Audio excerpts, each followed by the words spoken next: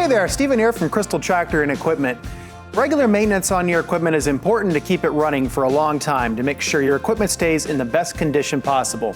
Now I'm here with Justin here in the Live Oak Service Department, and today we're going to be going over some service on a ProTurn 160 from Gravely, including some oil and fluid changes. So Justin's going to show you step by step what we do here in our service department to take care of your machine, and that way you can try to do it on your own if you feel comfortable, or you can always bring it in here to us and we'll take care of it for you. So Justin, what is it we're going to be doing today? Today we're going to be servicing the hydro gears, and we're also going to be doing a oil and filter swap on the unit. Let's get started. We're going to be starting with the oil filter and the oil change, and you want to start by putting your pan towards the back of the mower so that your drain hose will be able to reach it. Your wrenches, you're going to start with a 17 and a 16. 17 goes on the inside to the brass fitting, and your 16 goes on the opposite side for the silver fitting. Break that loose, and then you should be able to just spin this out. You want to set it somewhere so that it won't get lost in the process, and start straining. From here, you can loosen your oil cap at the top, and it'll help drain a little bit faster. So next step we're going to be taking is we're going to go ahead and remove the oil filter while the oil is still draining. It's kind of taking a little bit to drain, so we'll go ahead and get that removed. And it's located right here on the right hand side of the mower. Get you a pair of oil pliers and go ahead and remove this, oil filter pliers. And this will leave a little bit of a mess on the mower, but we wash all of our mowers off as soon as we're finished maintenance in them. Definitely need a little bit of a cleanup. Oil filter's removed. We're gonna go ahead and install our new Kawasaki oil filter. One thing to make sure of is you always wanna make sure that the seal comes off of the old filter so that it doesn't get mixed up with the new one. That'll create a gap, and then you'll actually lose oil. So from here, you want to take a small dab of your fresh oil, put on the seal of the new filter so that it gets a good seating, and make sure that there's no gaps or any areas for it to leak out. I personally like to rub a little bit on the threads because it makes it easier going on. And then from there, you install your new filter. You want to get it to where it's kind of snug. You can tell whenever it's starting to tighten down.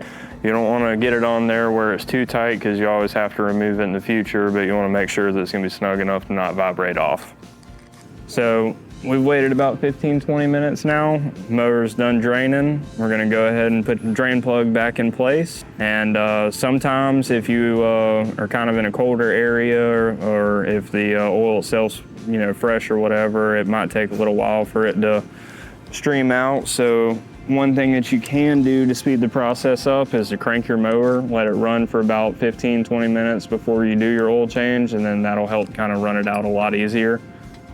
From there, you want to get a good tighten down on this. It doesn't have to be overly tight, but just snug. So from here, we're going to go ahead and add our 2 quarts of oil. This mower does take 2 quarts. Some other mowers might vary on size. We're going to use our oil dipstick to go ahead and check, make sure that the level's accurate. Go ahead and grab our oil. Today we're going to be using 20W50 4-cycle engine oil from Kawasaki. We're going to go ahead and get started filling. And this oil is very thick, so it may take a few minutes for it to run down. And when you start using the 2nd quart, you want to make sure to check it. So you get about halfway through, and I'm going to pull the funnel out, and we're going to check it on the dipstick. Make sure that the oil level is not too high. That's about half a quart, so we'll let that run down. And should be good to go ahead and pull out the funnel. And on your dipstick, you want to get it right here to the full mark, just above the 4 dots. So you pull it out the first time, wipe your stick clean, and then check it again a second time for an accurate reading. From here, we're just over full, which is what we want because you also have to account for your oil filter being filled as well. Once we cycle the engine on and we check the fluid level again, it should be accurate. So with the oil filter, your engine actually has to be filtered out because there could be loose particles, maybe little metal shavings here and there. You want to make sure that all of that gets contained and it doesn't contaminate other parts inside of the engine. So that's why the oil filter's in place, and it doesn't fill itself up whenever you're refilling the oil, so you have to cycle the engine on in order for it to pump through the filter.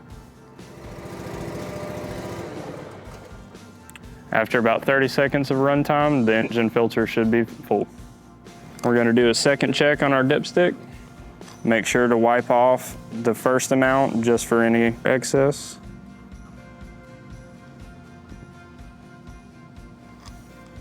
And right there, you have it right at your full mark.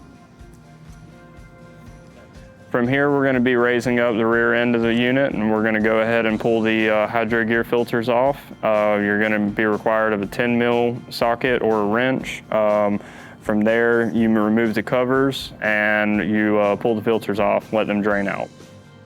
It makes it a lot easier if you pull the caps off of the reservoirs. That way it'll have airflow and drain a little bit easier. This specific model, they're mounted underneath the seat.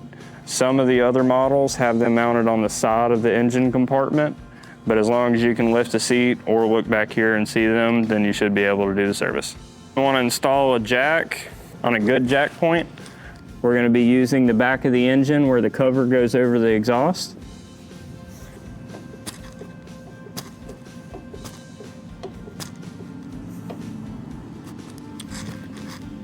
So the back of the unit only has to be high enough for you to get underneath and comfortably work. I'm going to grab a couple jack stands and we're going to make sure that we can safely secure it. We're going to go right to the frame mount.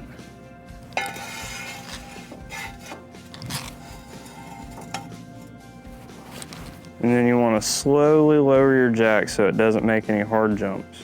Once your mower is safely secured, you can back up your jack and begin your process draining. So right now we're getting ready to remove the covers for where the oil filter itself is located on the transaxle. This hydro gear has external filters. Some do have internal filters, but this one's a little bit easier to access. We went ahead and removed the wheel so that you can see it easier, but that is actually not part of the process. We'll go ahead and get started. So there's one nut right here, or one bolt right here, and there's another one on the back side. You just remove these two off of this cover, and you should gain access to your oil filter. There's two separate filters, one for the left-hand side and one for the right-hand side. We're gonna go ahead and replace both of those today.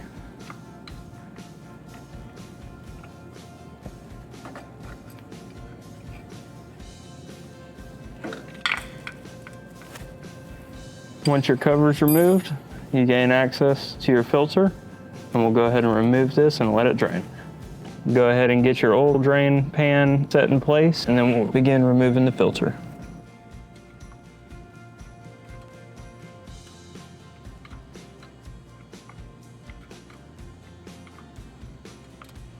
From here, we just let it drain.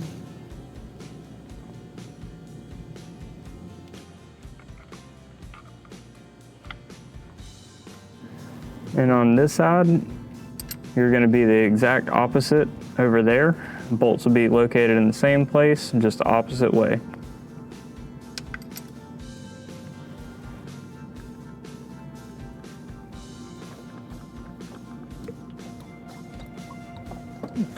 Now the right-hand filter is also removed.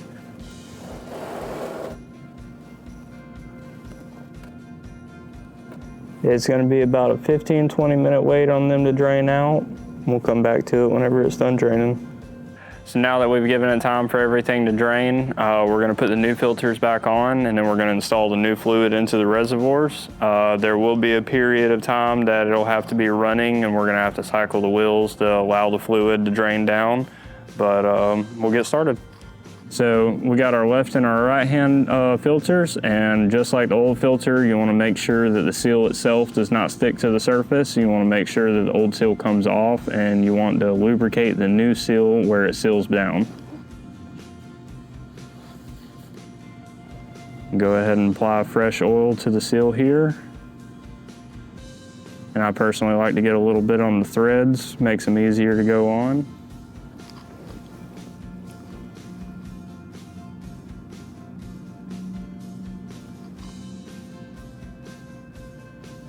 And for this unit, we're going to be using the same oil as we did the motor oil for the hydro gears.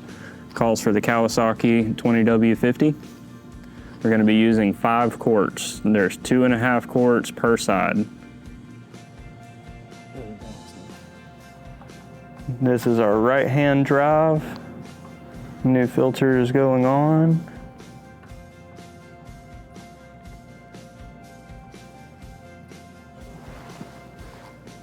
And same as the oil filter, you want to make sure it's snug but not too tight. If you go too tight on your filters, you actually can tear the O-ring that goes on the seal.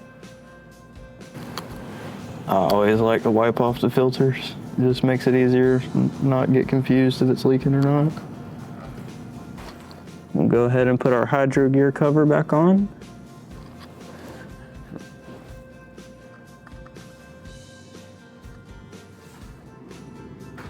All right. Cover and the new filter is installed. We're going to move to the other side.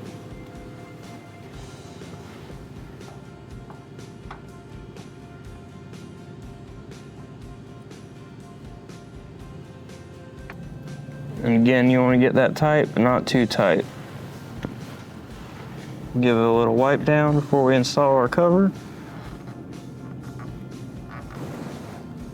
We're going to go ahead and reinstall the cover.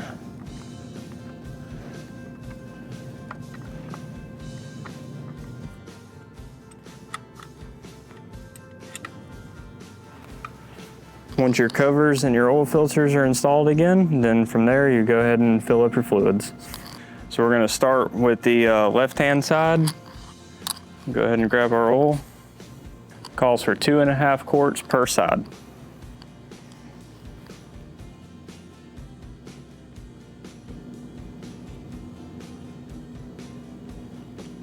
Go ahead and top both of your reservoirs all the way off, because it's going to have to drain quite a bit. So we just topped off the reservoirs, and there is a plug on top of the drive motor itself. There's one here, up underneath this belt, and then there's another one on this side for the left-hand side. If you remove those plugs, then it makes the draining go down a lot faster. All right, so we just plugged up the holes. We put our plugs back in place, we tightened them back down, and we use a 22 mil wrench for that. So now we're gonna crank the mower and we're gonna put it into drive in order to siphon the fluid from the reservoirs back into the actual axles. It will be a periodic thing where we'll have to kind of check it, so you want to make sure to just go every couple minutes and then periodically check and make sure that it's still got fluid in the reservoirs. We're also still on the jack stands, so with that being said, we're going to disengage the parking brake, and sitting in the seat allows us to be able to drive it. If you're not sitting in your seat and if you have the parking brake disengaged, then the seat will not allow you to run the mower. It has a sensor that will cut off.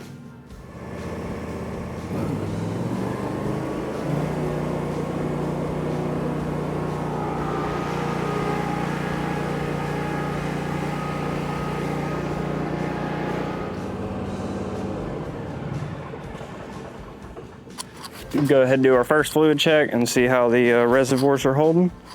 Should have dropped down a good bit by now.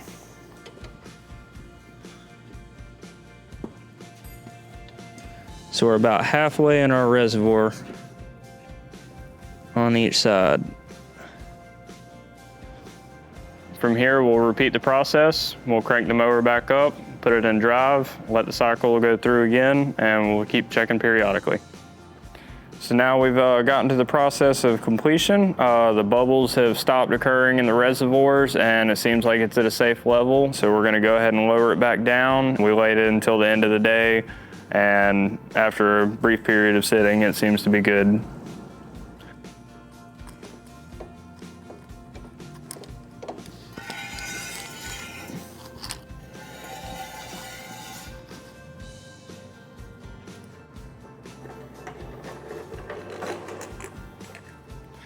Upon completion, we're going to go ahead and wash off the mower, make sure there's no residual oil or any leftover material that's been anywhere, and go ahead and clean it up for the customer before pickup. Hope you found this video informational, and if you try to do this job yourself, I'm hoping that it'll kind of help out. If you can't do the job on your own, we're always willing to do it here at Crystal Tractor in Live Oak, Florida.